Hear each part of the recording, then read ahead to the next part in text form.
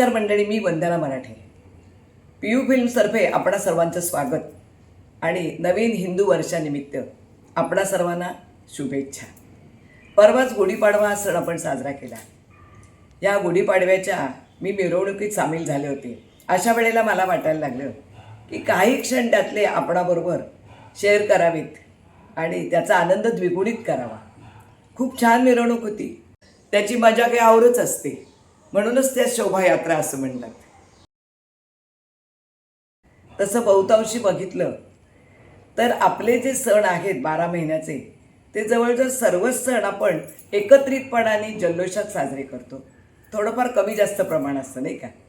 आणि त्यात हा गुढीपाडव्यासारखा सण, तो तर आपण सर्व रस्त्यावर येऊन छानपैकी मिरवणूक काढून वेगवेगळ्या तऱ्हेने काही सादर करून असा साजरा करतो.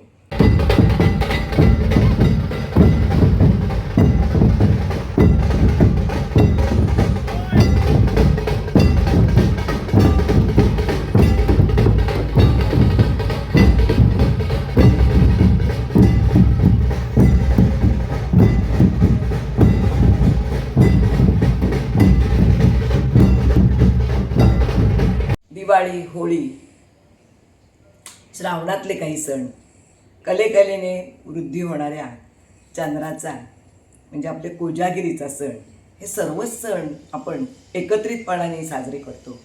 आणि अशामुळे काय होतं, एक प्रकारचे संस्कारही होतात, आनंदही मिळतो आणि माणसं एकमेकांना जोडली जातात.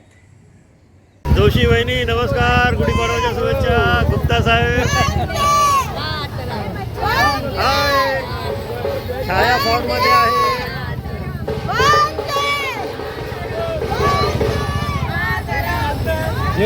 4 माणसं एकत्र आल्यावर जुळवून घेण्याची एकमेकांची किंवा मनाला मुरड घालण्याची एक प्रकारची सवय होऊन जाते. मला वाटतं हल्लीच्या मुलांना याची नक्कीच गरज आहे.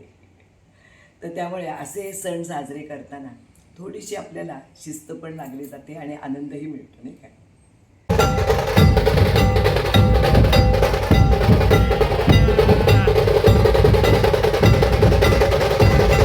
खूप जणांच्या हातामध्ये लेझिम होती की ते गोल करून लेझिम खेळत होते.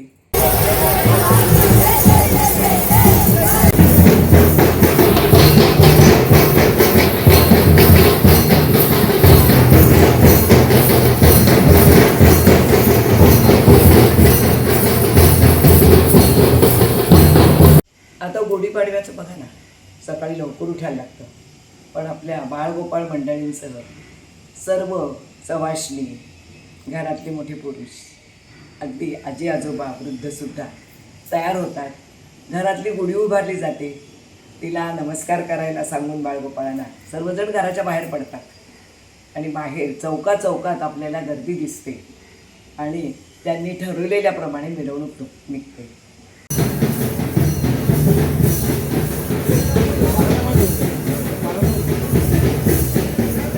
आता या मिरवणुकीत सुद्धा मी पाहिलं ते खूप आपल्या ऐतिहासिक प्रसंगावरती प्रत्येक वेगवेगळ्या म्हणजे कलाकारांनी तसे मेकअप करून उत्साहात ती लोक त्या तो जे क्षण आहे तो चित्रित करण्यासाठी आपापल्या गाड्यांवर उभी होती.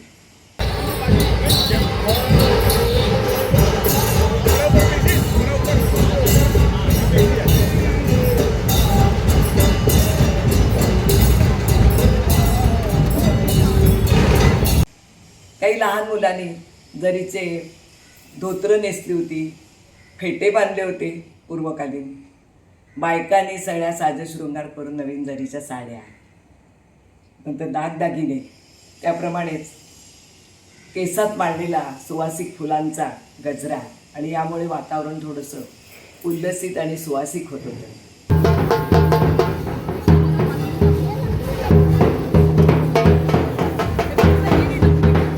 पुरुषसुद्धा विचार केला तर त्यांनी सुद्धा बाराबंदी, सुरवार म्हणा, धोतर म्हणा, जरीच्या काठाचं, किंवा एखादा गळ्यात सर, कपाळावर गंध, असं सगळं घालून किंवा असं सगळं लिहून ते पण आपापल्या परीने नटले होते.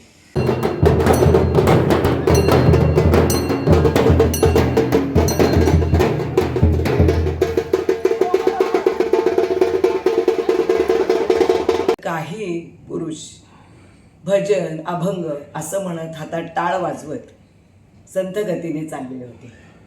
ढोलकी ती इतकी छान वाजत होती की अगदी गुंगून जायला होत होतं. अभंगांबरोबरचा ढोलसुद्धा अतिशय छान वाजत होता.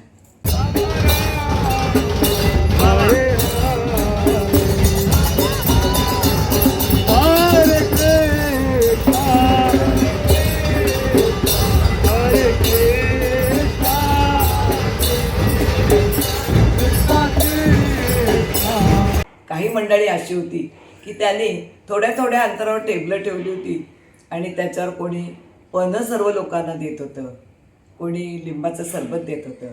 तर काही जण छोट्या मुलांना काही छोट्या पुड्या शेव वगैरेच्या भेळेच्या किंवा वडापाव म्हणा असं काहीतरी खायला घालत होते. नाही झालं, थँक्यू. तर अशी ही हळूहळू संथ गतीने मिरवणूक सुरू होती. तर अशा या मिरवणुकीत हे जे क्षण आहेत ते खरंच आम्ही खूप छानपणाने अनुभवले.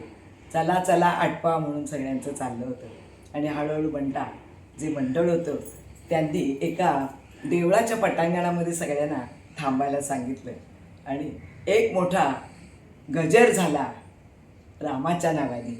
आणि मग ही आमची गुढीपाडव्याची जी मिरवणूक होती ती समाप्त झाली.